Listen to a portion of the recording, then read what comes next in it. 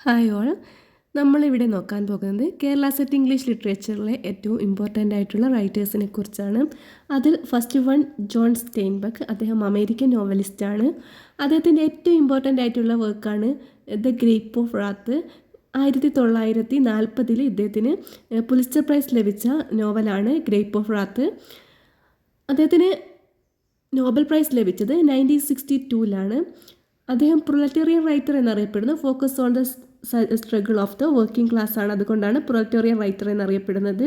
The dust bowl എന്നത് അദ്ദേഹവുമായി ബന്ധപ്പെട്ട കോൺസെപ്റ്റാണ്. കാരണം in dubious. Battle of mice and man, the grape of wrath എന്നീ 3 വർക്കും എഴുതിയിട്ടുള്ളത് focus on the lives of the dispossessed ആണ്. അമേരിക്കയിൽ അന്നുണ്ടായിരുന്ന ഒരു വലിയ കൊടുങ്കാറ്റായിരുന്നു ആ സമയത്തുണ്ടായിരുന്ന. ഡസ്റ്റ് ബോളിനെ ആസ്പദമാക്കിയിട്ടുള്ളതാണ് ഈ 3 വർക്കും.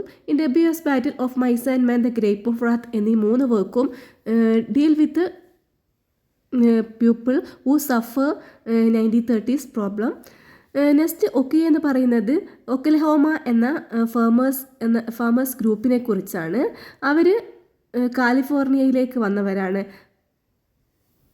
അവർ കുടിയേറി പാർത്ത് വന്നവരാണ്. അതുകൊണ്ട് തന്നെ അവർ കാലിഫോർണിയൻസ് വളരെ പരിഹാസത്തോടെയാണ് ഇത് വിളിച്ചിരുന്നത്. നെക്സ്റ്റ് ഗ്രേപ്പ് ഓഫ് റാത്ത് എന്നത് 1939 നോവല്. അതിലെ പ്രധാന കഥാപാത്രമാണ് George. Next Jim Casy, J C എന്നറിയപ്പെടുന്നു. പിന്നെ അതിൽ വരുന്ന symbolism title come from the battle of human ആണ്.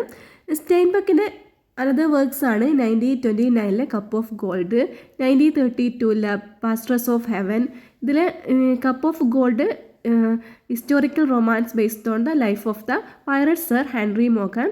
ആൻഡ് 1933 റെഡ് പോണിയും 1933 തന്നെ ടു എ ഗോഡ് അൺനോണും. റെഡ് പോണിയിലെ ക്യാരക്ടറാണ് Jody Tiflin. And to god അൺനോണിലെ ഉള്ളതാണ് മിസ്റ്റിക് നോവലാണ് എബൌട്ട് ദ ഫാമേഴ്സ് 1933. 1935 ടോർട്ടില ഫ്ലാറ്റും 1936 ഡബ്ല്യു.എസ്. ബാറ്റിലും ഗ്രേറ്റ് സക്സസ് ആണ്, അഥവാ ഡസ്റ്റ് ബോൾ എറ എന്നൊക്കെ അറിയപ്പെടുന്നത് ആ സമയത്തുള്ളതാണ്. നെക്സ്റ്റ് വർക്കാണ്